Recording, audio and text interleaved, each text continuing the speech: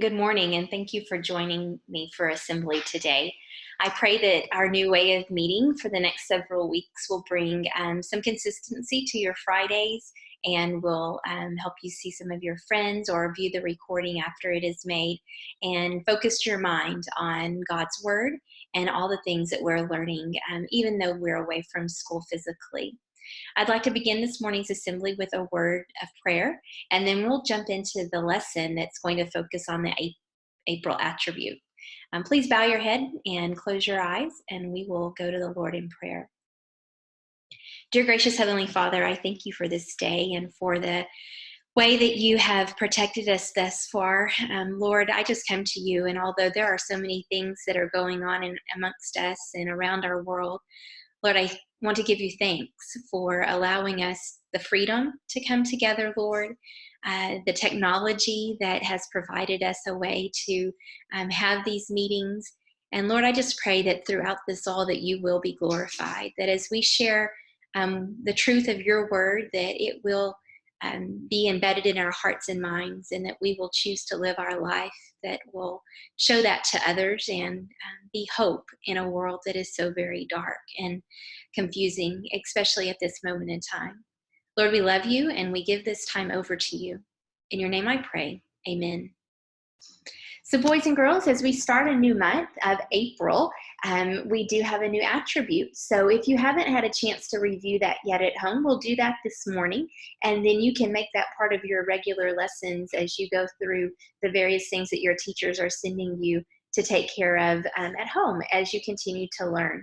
Let me encourage you to continue to learn at home alongside mom or dad or grandma or whoever it is that are helping you with the lessons that your teachers send to you. Those are the lessons we would be doing at school, and so please know that they are very important. Well, as we get started this morning with the April attribute, I'm going to do a screen share so you can actually see the PowerPoint along with me. You can read some of the points that are there, and then we'll be looking at some Bible verses as well. Again, I'm so happy that you've joined me this morning or are watching this recording. Please know that you are loved and prayed for, and we are happy that that you are able to be with us today.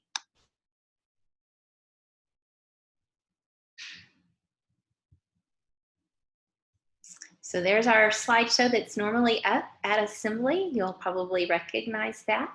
And to start with, we're going to read over our April attribute together. So wherever you are, if you'd like to stand or sit while you're reading it, join me in reciting the April attribute. Because he is sovereign, absolute Lord over all things, he is the supreme ruler. Nothing is out of his control. As imitators, we should strive to have hope, full assurance of God's promises. So boys and girls, as I read that with Jackson and Jaden at the beginning of this month on Wednesday, I was reminded of just how true this is. Let me remind you that the attributes are something that we learn at school, that we memorize, not just so that we have knowledge in our head, but that we understand it in our hearts, and then we live it out in our day-to-day lives. So these attributes that we know to be true, the way we know them to be true is because in God's word, we can find evidence in scripture that proves them to be true to us. So we're going to go through several verses right now that do explain this attribute to us of God being sovereign. So if you've got your Bible, I need you to pull it out. You can look up the verses along with me. I'll be turning to the pages myself, and then we'll read it together. The verses will also be on the screen, so if you don't have a Bible right there beside you, then you can read them off the screen. But I do encourage you on Friday morning for Assembly to find the family Bible and look up the verses alongside me, and that helps us do that as we go through the Assembly lesson. The first verse we're going to find is in the book of Psalms. The book of Psalms is in the very middle of your Bible. So if you'll kind of go to just the halfway point and open it up, you should be right there, very close to it anyway. Maybe you open up to Proverbs and need to turn back to the left just a little bit. We're going to be in chapter 90 to start with. So Psalm chapter 90, verse 2. Again, you can read it from your own Bible or off of the screen. Begin now. Before the mountains were born, you brought forth the whole world. From everlasting to everlasting, you are God. So boys and girls, this tells us that God is before all things. Of course, you know that. God created this world, and even before the world was created, God was already.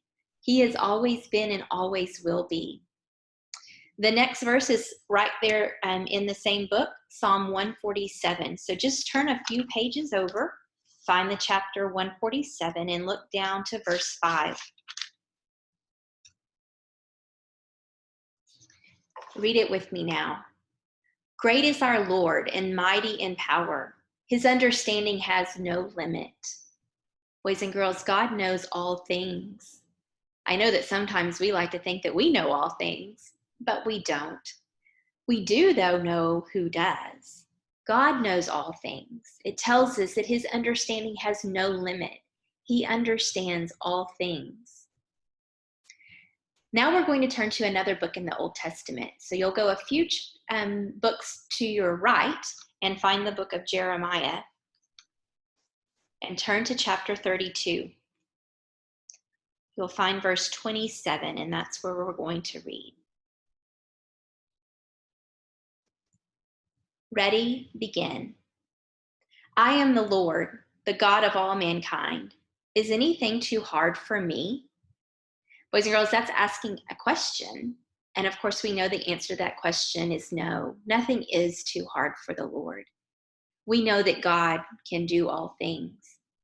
So we've already said God is before all things. God knows all things. God can do all things. And our last verse that we're going to look at about him being sovereign is back in the book of Psalms. So go back to your left, head back over there to chapter 24.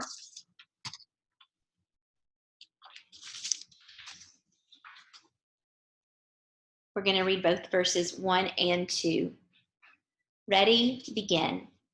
The earth is the Lord's and everything in it, the world and all who live in it, for he founded it on the seas and established it on the waters. Boys and girls, God owns all things in this world. So we know that he created it and it all belongs to him. So as we think about the fact that God is sovereign, he's absolute Lord over all things. All things belong to him. He is the supreme ruler, and nothing is out of his control. As we think through that, as imitators, we can strive to have hope. So let's think about hope. I know that sometimes we will say things like, oh, I hope for a new bicycle, or I hope I get to go swimming, or I hope that my friends will come over. Maybe lots of you hope that right now. And that there's nothing wrong with that kind of hope. We use that word in lots of different phrases. But that's the type of hope of something that we want right here and now. Boys and girls, the Lord offers a different kind of hope. The hope of the Bible, the hope that the Lord offers to us is eternal hope. Hope that we can count on in any situation.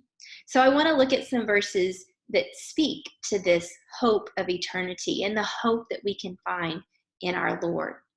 So the verses that we're going to read, and the first one is found in Jeremiah. We were just there a moment ago. So turn back to Jeremiah 29:11. It tells us something that the Lord thinks of us, of you and I. He thinks of us. And we'll read the verse together and then talk just a little bit about what he has to say there. So Jeremiah 29:11. Let's read it together. Begin now. For I know the thoughts I think toward you, says the Lord, thoughts of peace and not of evil, to give you a hope and a future. Or a future and a hope. So boys and girls, that this verse tells us that the Lord has thoughts about us. He thinks thoughts of peace, not of evil. He thinks thoughts that will give us a future and a hope. And boys and girls, that's a place that we can place our hope in, knowing that the Lord thinks of us and that he has plans for our life. And then the last verse we're going to look at is going to go back into the book of Psalm, where we were at the very beginning of the lesson, chapter 62. And we'll look for verse 5.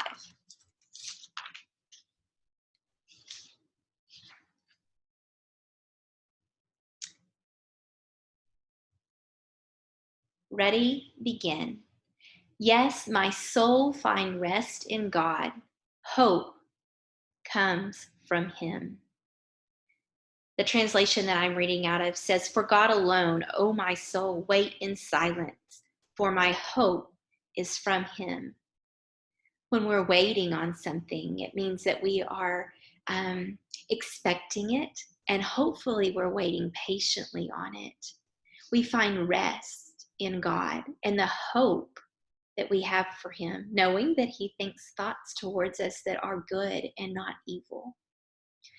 As we think through this attribute and think about the situation that we find ourselves in, you're at home, not at school. Maybe mom and dad are home with you, not at work. We think things are out of control. But if we reflect on the attribute of God that we are learning this month, that he is sovereign, we know who is in control. God is. And because of that, as imitators, as believers in the truth of God's word, we could strive to have hope in him. So boys and girls, we are going to move on now to the song of the month. It is He Lives. It's going to take me just a second to pull up our music. The reason this song was selected was because the month of April holds the celebration of Easter. And we'll be celebrating just in about a week the resurrection of Christ. So our song titled He Lives is about that. So we're going to listen and sing the first verse of He Lives, and I'll put the words back up on the screen for you.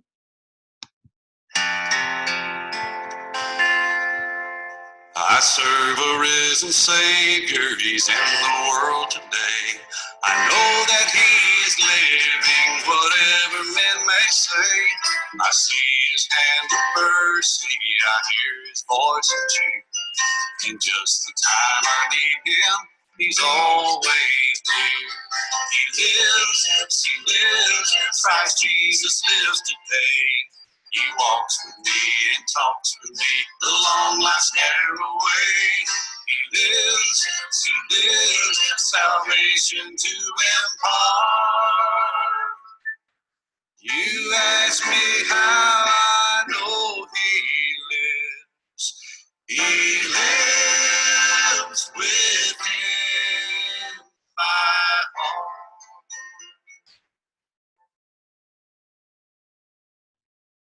I hope you joined along in the singing of that song, and we will continue to sing that song through the month of April, and that it reminds you that he does live.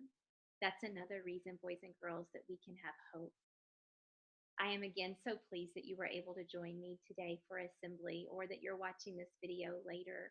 And I pray that as you are home learning your lesson, that you are reflecting on the attributes of God and the truth of his word, that you are clinging to those truths in a time that is just not as usual as we would like for it to be. But boys and girls, we will make the very best of this. I pray that you are doing your very best on your lesson.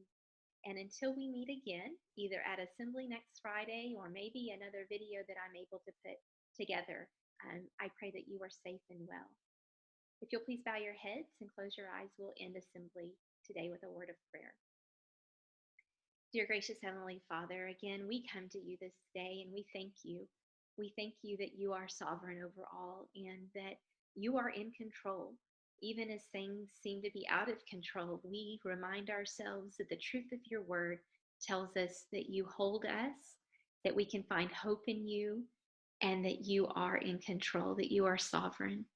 Lord, we give you praise for that today.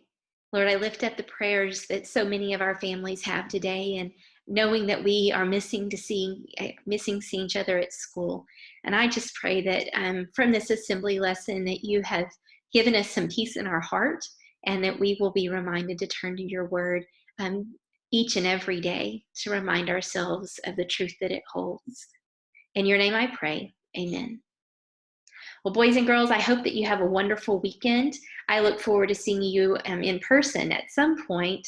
But until that happens, I pray that you are doing your very best and that you will remember God's truths from His Word. And the best way to learn those truths is to read His Word every day. Love and prayers to all. Stay safe and well.